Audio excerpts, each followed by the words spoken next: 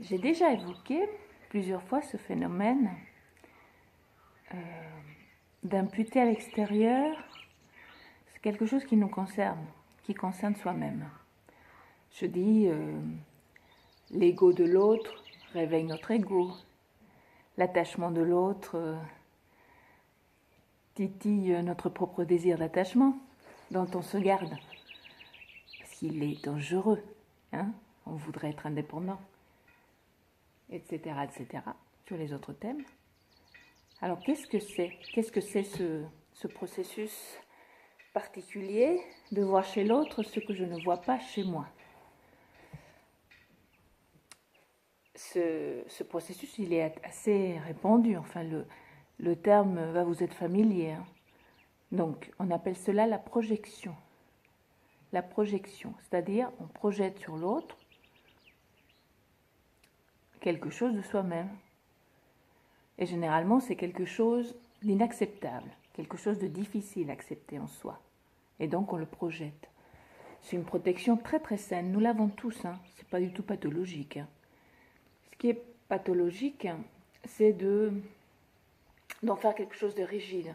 C'est-à-dire de dire, mais alors, pas du tout. Pas du tout. Moi, je n'ai pas d'ego. Ben, j'espère que vous en avez, parce que sinon, vous êtes moins que rien. C'est ça qui est pathologique, s'en défendre. La projection habituelle, quand on vous la retourne et on vous dit « Ouais, toi aussi, t'es un petit peu comme ça ». On n'est pas froissé. On se dit « Ah oui, c'est vrai. Bon, mais pas à ce point. Oui, mais parce que toi, t'es chez toi et donc tu te supportes. Ou en tout cas, tu en fais une identité acceptable justement par ce processus. Mais pour les autres, c'est aussi insupportable que pour toi ça l'est, que cette même caractéristique se retrouve chez toi. Quoi vous dire d'autre de la projection? La projection a aussi différents stades, hein.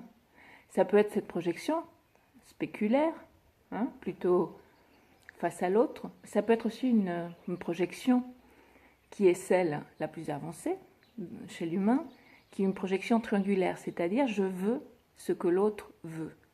On en a parlé un petit peu déjà, du désir. Je veux la même chose que l'autre veut. Et donc, c'est pareil, j'exprime une agressivité envers celui qui veut la même chose que moi ou qui l'a, ou que je suppose que lui l'a et pas moi. Donc, ça c'est la projection plus évoluée, on va dire. Et ensuite, il y a la projection sociale, c'est de se sentir entouré d'un collectif qui aurait quelque chose à laquelle on prétend, hein. Et donc ça, c'est par exemple les choix de président de la République.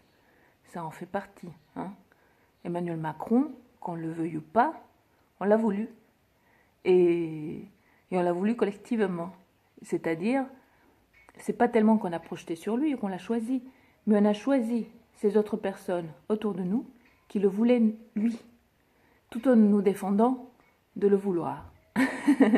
Mais on voulait bien que les autres le veuillent.